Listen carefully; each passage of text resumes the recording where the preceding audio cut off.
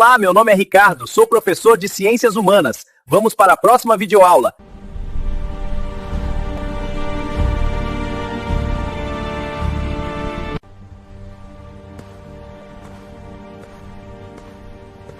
Eu sou Heródoto, o pai da história.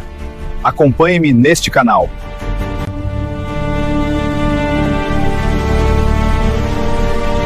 Estamos no litoral do Brasil. O tema da aula de hoje é o período açucareiro e a escravidão no Brasil. Se seguirmos em linha reta, chegamos na costa africana. O período açucareiro intensificou a escravidão no Brasil. Os escravos vieram nos navios negreiros. Vamos aprofundar nosso conhecimento na nossa videoaula.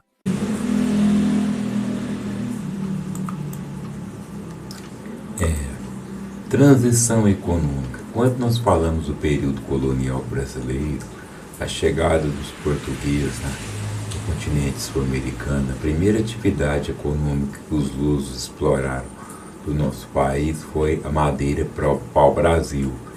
Essa própria madeira desencadeou o nome da nossa nação. Ela foi bastante lucrativa naquele contexto. O declínio da madeira, devido à grande exploração que houve dos lusos, proporcionou eles levarem a madeira para a Europa. Essa própria madeira,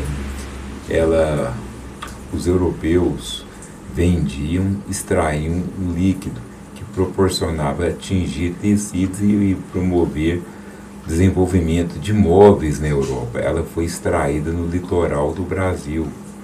Podemos dizer onde se encontrava, na própria Mata Atlântica, onde se encontra o território do Brasil e outras regiões.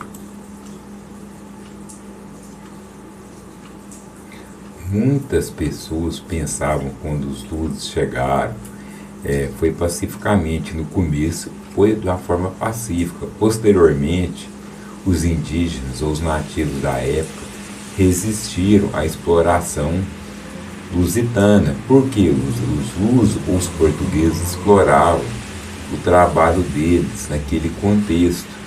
Os próprios indígenas começaram a sabotar quando começaram a perceber que estavam sendo explorados. Nós indígenas vamos resistir! Não seremos mais escravos!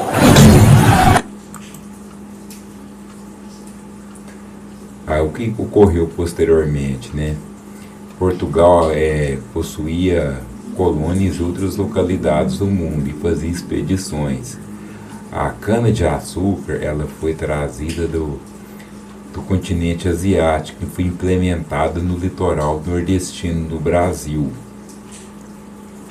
Um dos fatores que desencadeou foi o próprio clima tropical que existe na região do litoral, da região citada que eu falei, que é o Nordeste.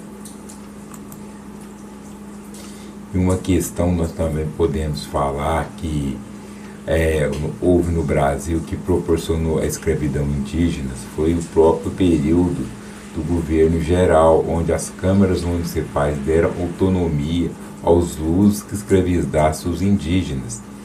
E existiam leis naquela época. Quando os indígenas eram capturados, eram condenados pelas leis e eles tinham que fazer o trabalho pesado. Mas mesmo assim eles resistiam, Resistiram e não foi da forma pacífica como conta a historiografia ou os livros didáticos,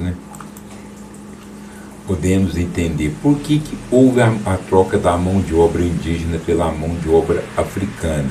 Porque naquele contexto os indígenas não estavam acostumados aos trabalhos pesados, estavam começando a resistir. E a partir do momento que eles começaram a resistir, o que houve naquela época? Nativos da África ou escravos que trouxeram do continente africano, alguns deles vieram de Cabo Verde, outros vieram da Nigéria. E por que os negros africanos vieram para o Brasil? Muitos deles estavam acostumados com um trabalho pesado, um trabalho agrícola que eles já faziam em seu continente. Os negros africanos vieram em navios, e eram capturados em suas florestas. Quando eram capturados nas florestas africanas, eles eram trazidos para a América Portuguesa ou para o Brasil, e eram leiloados quando chegavam aqui no continente brasileiro, no continente sul-americano e no território brasileiro. A viagem durava aproximadamente entre 30 e 90 dias. Os navios não tinham confortos. Muitos deles morriam, né, por desidratação, falta de higiene, existia pouca comida, água potável. As condições eram insalubres, não tinham condições adequadas para uma viagem, né? E atravessar o Atlântico não era fácil, do continente americano, do continente africano para o continente americano.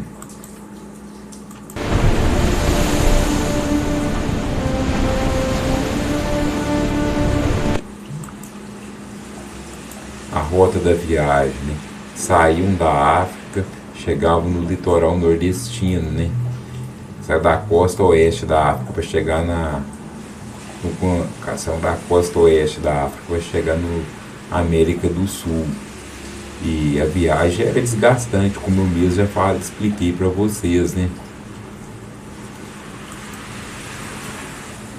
A vida dos escravos não era fácil, eles eram submetidos a trabalhos pesados debaixo do sol, uma jornada de trabalho alta, aproximadamente de 12 a 14 até 16 horas por dia. Trabalhavam no engenho, no desenvolvimento da cana-de-açúcar, passavam por humilhação, privação dos seus direitos.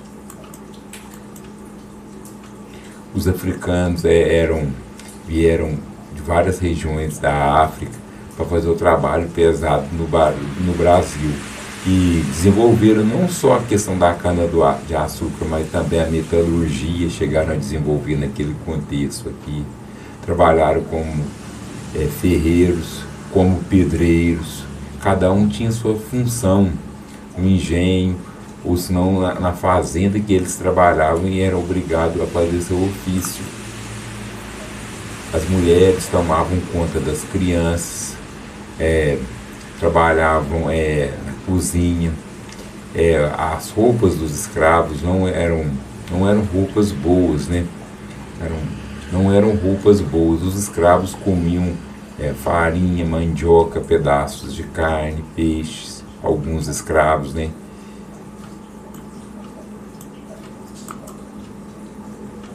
O engenho era o local onde eles trabalhavam na produção de açúcar.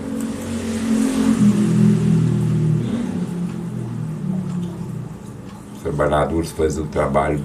Também no engenho, os trabalhadores tinham que separar e tentar branquear o açúcar, né?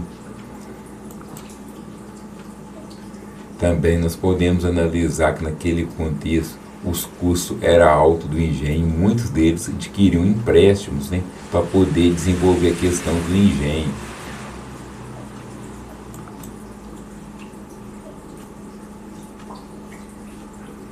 Muitos entregavam a metade do açúcar que era exportado para Portugal e para a Europa, né?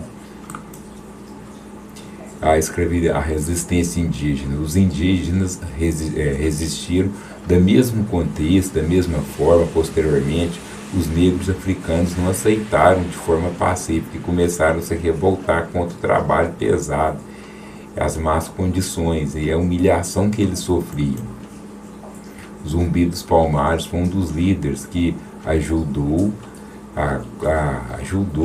mostrou como que era difícil a vida e os próprios escravos não aceitavam pacificamente. Eu, Zumbi dos Palmares, lutei pela liberdade dos negros escravizados e por uma sociedade mais justa. Essa é a famosa resistência, né? Começou com o Zumbi dos Palmares. Essas são as referências.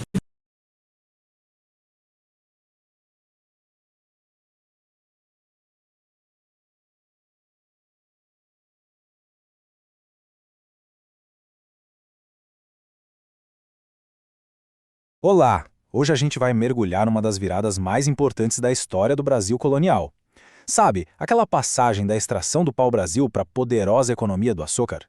E essa não foi uma mudança qualquer não, Ela não só transformou a paisagem, mas olha, moldou a estrutura social do país por séculos. Pois é, essa pergunta é o ponto de partida de tudo. Ela foi o que forçou uma mudança assim drástica na colônia. Porque o primeiro ciclo econômico, o do pau-brasil, estava simplesmente chegando ao fim. E aí algo precisava entrar no lugar, né?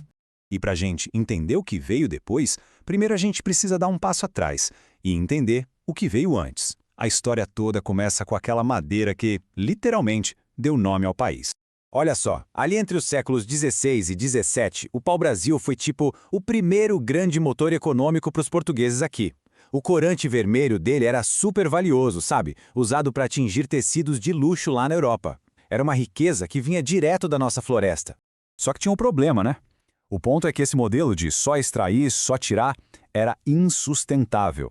A exploração era totalmente predatória, começou a ter competição de outras nações e, o que é fundamental, a resistência dos povos indígenas, que não aceitavam ser dominados. Tudo isso junto levou ao esgotamento. A primeira grande riqueza do Brasil estava sumindo. E aí, como sempre acontece, o fim de um ciclo marca o começo de outro. A solução que os portugueses encontraram foi apostar numa cultura agrícola, uma que viria a ser conhecida como o ouro branco da Europa e que, nossa, mudaria a cara do Brasil para sempre. E essa imagem aqui ilustra perfeitamente o tamanho dessa mudança. A gente sai de uma economia de extração, focada no que a floresta já tinha pronto, para uma economia de produção. E isso exigia, claro, uma transformação completa da paisagem. E o mais incrível é que as condições no Brasil eram simplesmente perfeitas para essa nova aposta. A cana-de-açúcar, que veio lá da Ásia, encontrou aqui no Nordeste um lar ideal. Tinha de tudo: solo fértil, clima tropical e até mata sobrando para fornecer lenha para os engenhos. Mas, claro que tinha um mas. Essa nova economia, toda baseada em plantações gigantescas, criou um problema novo e, olha, terrível. Uma necessidade absurda de gente para trabalhar, de mão de obra. E aí vem a pergunta que mudou tudo. Quem ia mover essa nova economia do açúcar? Essa foi a questão que definiu a estrutura social da colônia por séculos. E a resposta para ela é, sem dúvida, uma das partes mais sombrias de toda essa história. A primeira solução, entre muitas aspas, veio direto da coroa portuguesa. Eles autorizaram a escravização dos povos indígenas para trabalhar nas novas plantações. Só que os povos indígenas resistiram, e muito. Eles lutaram, fugiram. Não era fácil submetê-los a esse sistema. E isso levou os colonizadores a procurar outra fonte de mão de obra. A lógica econômica da época, que era brutal, apontou para a África, porque os portugueses já tinham experiência com o tráfico de pessoas e os africanos trazidos já tinham conhecimento técnico na produção de açúcar.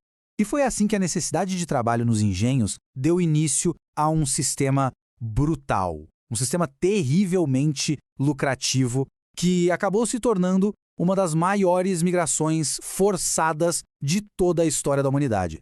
E o mecanismo por trás disso era de uma crueldade sem tamanho. Africanos eram capturados em conflitos internos lá no continente, conflitos que muitas vezes eram incentivados pelos próprios europeus. Aí eles eram trocados com traficantes e, por fim, embarcados à força para atravessar o Atlântico e serem vendidos aqui no Brasil.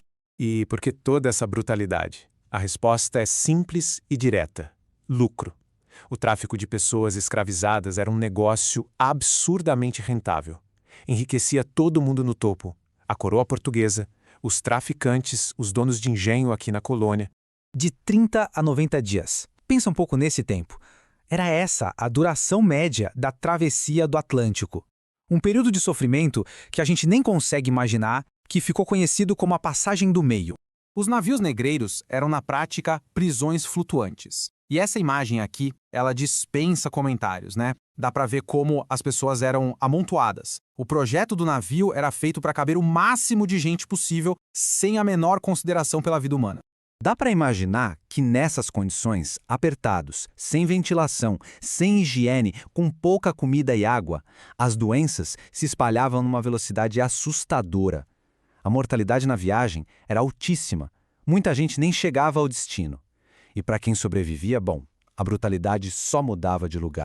E o destino final era o engenho, o coração pulsante da economia do açúcar e, ao mesmo tempo, o epicentro de uma vida inteira de trabalho forçado. E o engenho não era só uma fábrica de açúcar, sabe? Era muito mais. Era uma unidade de produção completa. Era ali que as pessoas escravizadas viviam, dormiam e, claro, trabalhavam num ciclo sem fim, num trabalho que era ao mesmo tempo intenso e muito perigoso. A vida ali era brutal. Imagina só, jornadas de trabalho que iam do nascer ao pôr do sol. A ameaça constante de violência, de castigos físicos, de humilhação e, claro, a privação de todo e qualquer direito básico. Era esse o que definia a vida em um engenho. Mas aqui tem um ponto que é fundamental e que às vezes a gente esquece. Os africanos escravizados não eram só mão de obra. Eles trouxeram com eles um conhecimento técnico gigantesco, habilidades como metalurgia, ferraria, carpintaria, técnicas que eles já dominavam na África e que foram essenciais para construir e fazer funcionar a própria colônia.